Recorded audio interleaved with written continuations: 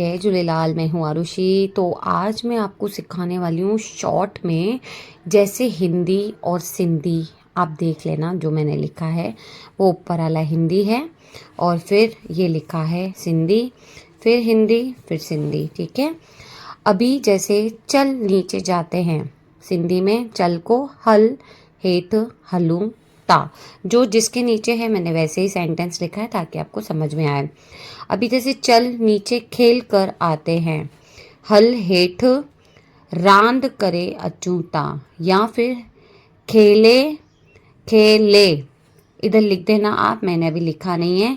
खेले, ल पे एक ही मात्रा, रांद के बदले खेले अचू ता, ऐसे भी बोल सकते हैं।